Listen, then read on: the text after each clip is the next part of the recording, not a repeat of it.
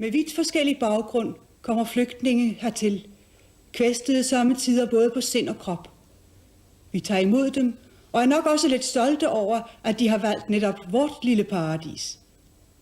Men når vi ser dem stå famlende over for vort livsmønster og vort sprog, så kniber det alt for hurtigt med gæstfriheden, og skuffelsen melder sig på begge sider. Det er der også andre, der har måttet føle, nemlig gastarbejderne og deres familier.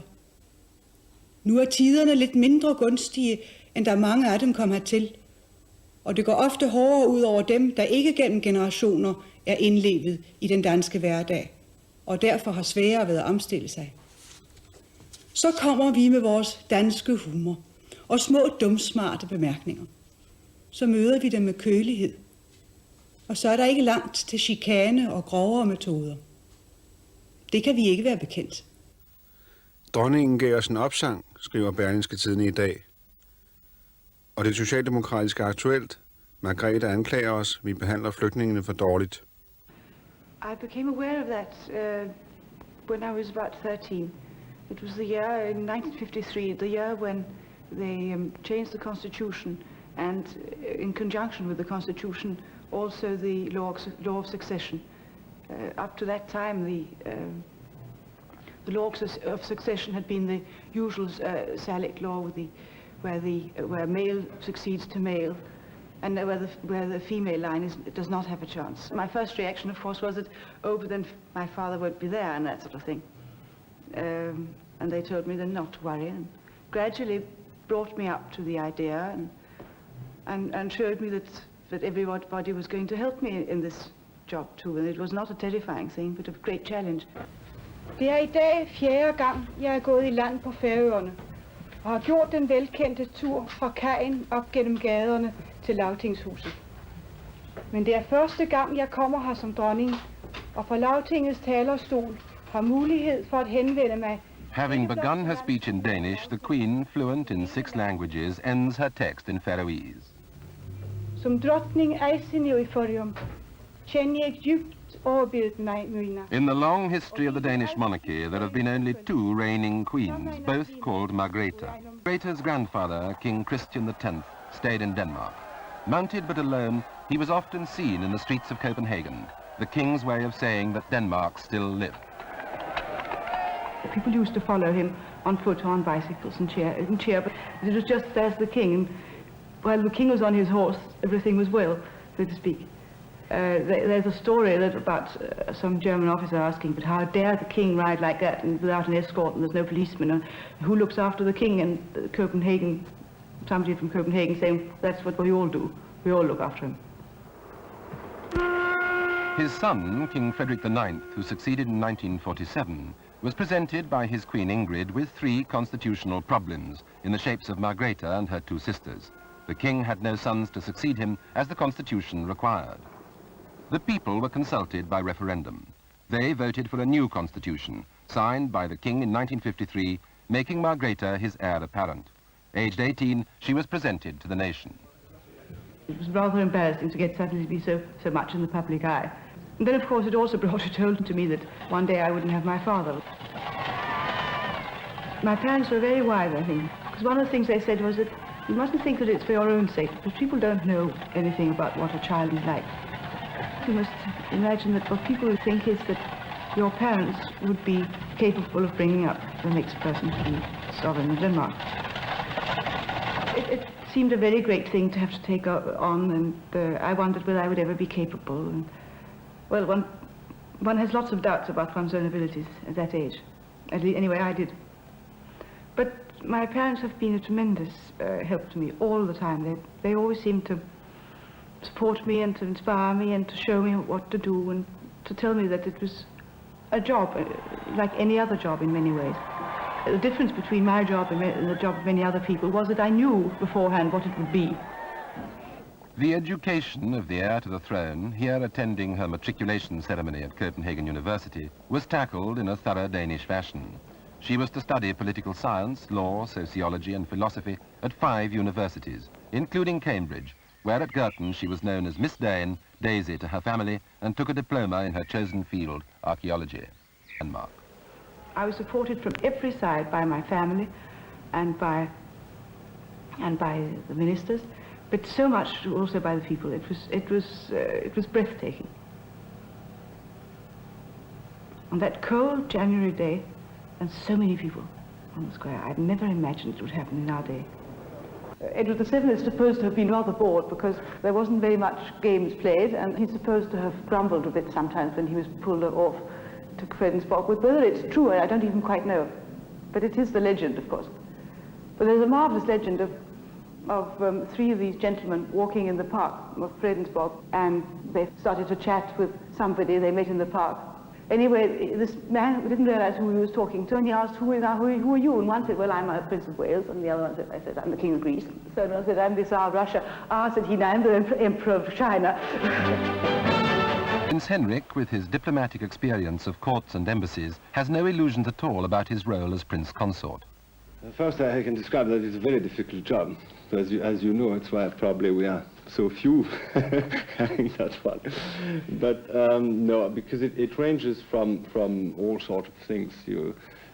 Our range of interest is so great that we have to give some time to each of the things that are interesting. Do you find it in fact difficult, having been a private citizen and able to speak on topics, to be confined now in what you can yes, say sure, and what you can't sometimes say? it's very difficult, but I think in another way it's an asset, because then you try to keep your mouth shut.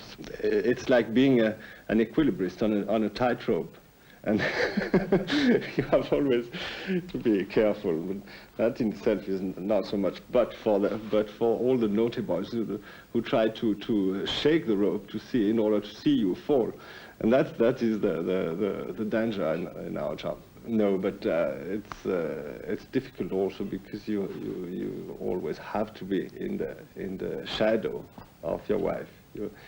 People expect you to do a tremendous lot of things, but they never expect you to be responsible for what you do, because you have to be in the shadow of somebody else. As the Queen is also an excellent draftsman and herself designed a special issue which proved very popular for Christmas 1970, she will take her own decisions about the precise colouring and design of these stamps.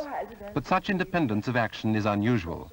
On all subjects which touch upon the monarchy and the nation, the Queen will seek the counsel of her small and efficient court.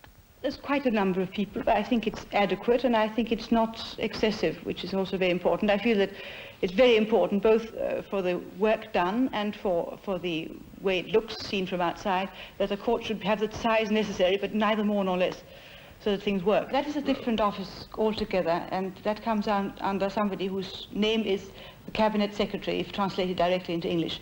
What it means is he is my chief constitutional advisor, and also my chief legal advisor. And I feel that formality and informality is a question of the occasion. One should never be so formal that one loses life, but one should never be so informal that that one becomes without form of any kind and shapeless, so to speak. Do you in fact believe in protocol and etiquette? I think that people imagine protocol and etiquette as a kind of, I don't know, some kind of great dragon that hovers behind the panels and the passages of the palaces to just pounce on you and eat you up if you aren't behaving as you should.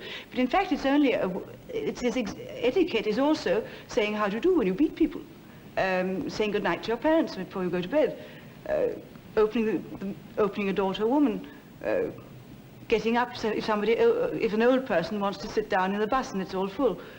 That is etiquette, or protocol, if you will, on the everyday level, the way we meet it all the time, all of us.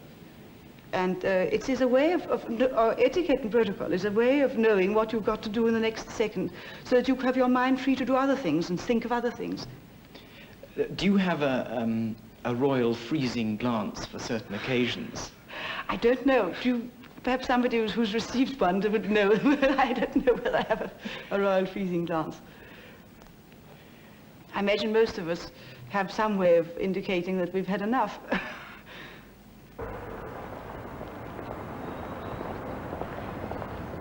To the astonishment of those who don't know Copenhagen or the tranquil good nature of the Danes, the Queen often goes shopping without a bodyguard. Nobody stops or stares, and in the midst of her own people she takes her personal safety for granted.